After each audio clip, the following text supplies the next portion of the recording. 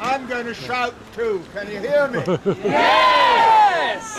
Well, I'm very honoured to have been invited to come to this rally today because I believe the is to provide in our society a way in which people can move about without that pollution, without that congestion, and without that enormous cost to our countryside. But the other thing that matters, maybe even more than that, is that what you have done in this campaign is to tell governments that democracy is about what we do, where we live and work, and not what somebody does to us, if only we will elect them.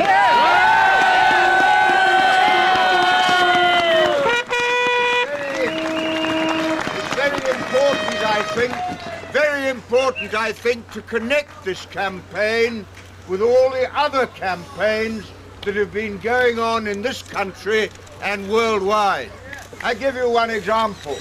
I represent Chesterfield, which is a mining area, and they closed all the pits in Chesterfield. There is mass unemployment in the mining areas, and when the pits were closed and the communities were destroyed, they came along with open cast mining, which has the effect of destroying the environment as well. And when the miners came out to campaign to keep their jobs, they sent hundreds and hundreds of policemen, and they used the same bail conditions that have been used against people campaigning here in Newbury. And that was a warning. Arthur Scargill said, if we are defeated, then you will find they come for you next. And he was absolutely right, and it gave me great pleasure that Arthur Scargill was re-elected by his miners and Thatcher was thrown out by our own party. The story of the Greenham Common women.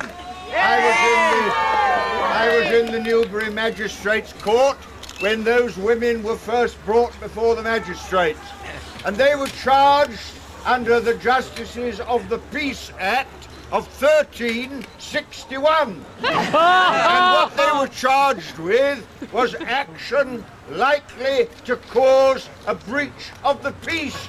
And inside Greenham Common were enough nuclear weapons to destroy the human race. And although some of those women campers were not very popular with respectable residents around Greenham Common, it has now become clear that there were a number of nuclear incidents at Greenham Common, and therefore those women were right. Even though they were put in prison, they were punished, they were attacked in the press, they were right, and they were talking about the future and not the past. Then if you look at the Liverpool dockers, by God, those dockers who were sacked up in Liverpool went on the internet. They took their case to the world. And when I was last in Liverpool, they had dockers from California and New Zealand supporting them because they were defending their jobs and their families and their working conditions. And the Liverpool dockers went to Turkey to get a bit of support, and when they were there, they saw the Turkish police turning on the demonstrators, so they set up a Turkish Solidarity Committee from Liverpool itself. And if you look at the campaign against the export of live animals, I was down in Dover, and on one occasion I saw a policeman arguing with somebody there, and I went up to him and I said, "What's the problem?" And he said, "Well, sir," very respectful to a member of Parliament, he said, "Well, sir, I must tell you that man is standing on a piece of land that I, myself, as a constable, have not designated for public protest." So I said to him, "Are you in a position to designate any part of Kent as a member of the Kent Constabulary as not being suitable as an area of protest?" And he said, "Yes, I am." And I said, "Under what power?" And he said, "Clause 14 of the Criminal Justice Act." Now, In a couple of weeks, we've got another of these bills, the police bill. And under the police bill, the police will have the power to bug and burgle anybody in Britain without the consent or authority of a magistrate. I don't suppose that's new to most of you, because I expect you've all been bugged and burgled, and indeed my only remaining link with the British establishment is through my telephone. And I hope very much that when I make statements on the phone, some of the dimwits in MI5 understand what I'm really saying. Though they needn't bother to bug me, because they could always come to a meeting like this. And that reminds me, could I welcome members of the police in plain clothes who are here?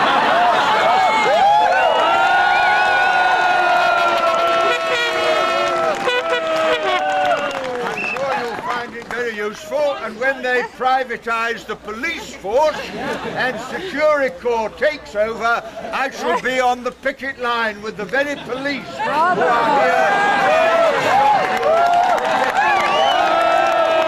My dear friends, this is a very important battle. Not only here, but look at the French lorry drivers.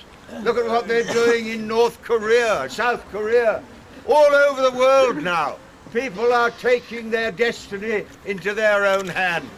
And the danger for democracy, and I believe profoundly in it, is that if people at the top don't listen to the population as a whole, people will not bother to vote at all.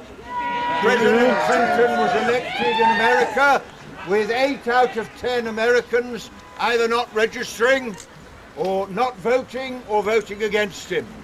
And if we get to a situation where democracy, which many good people fought for, falls by default because the people at the top don't listen to those they are supposed to represent, then that paves the way for some demagogues and dictators who would be very happy to tell us that democracy isn't worth having anyway. This is a huge battle upon which we are engaged. I'm told sometimes, when I'm interviewed on the BBC, oh, Mr. Benn, isn't it true that young people aren't interested in politics? When I look at the number of young people here today, it occurs to me the problem is that politicians aren't interested in young people. That's why we allow millions of people to rot on the dole. When I was a young man, when I was 17, I had a letter from the government. Still got it. Dear Mr. Benn, it said, will you turn up when you're 18 and we'll give you free food, free clothes, free training, free accommodation, 10p a day if you just kill Germans. It's a sort of youth training scheme. And the Germans had a similar letter. Dear Herr Braun, will you turn up? If you can have full employment to kill people, why in God's name can't we build the houses, recruit the nurses, recruit the teachers, look after old people? Because it isn't profitable. It isn't, the problem in Britain isn't the motor car. By God, it would be easy if it was. The problem is we have been persuaded and brainwashed into believing that the only test is profit instead of people. And we've got to change that. I went the other day to a business studies course in a school, and I said to the teacher in my constituency, she said to me, Tony, I used to teach social studies, but that's illegal now under the national curriculum. So I said, what's the project? Well, she said, these kids are here they're closing the school, and they've got to maximize the profit from the sale of the site. And one of them was supposed to be a property developer, and another was in a housing company. And they pointed the most miserable kid in the class, and she said, that's the head teacher. They're trying to improve his redundancy pay. And they were planning to sell the playground for houses or something. And I said, well, are you sure that's really the right way of doing it? If you opened the school to toxic waste from all over the world, you'd make millions more than building houses. And then you ask the kids, do they want to close the school? Of course they don't. But what you were watching was the indoctrination of a whole generation of people that profit is more important than schooling. And until we change that philosophy, we're not going to change very much indeed. We've just voted in Parliament 30 billion quid for the Trident missile. For God's sake, is that a priority in a world where pensioners die of hypothermia, people can't find a home to live in, you've got to wait for a hospital operation, and so on and so on.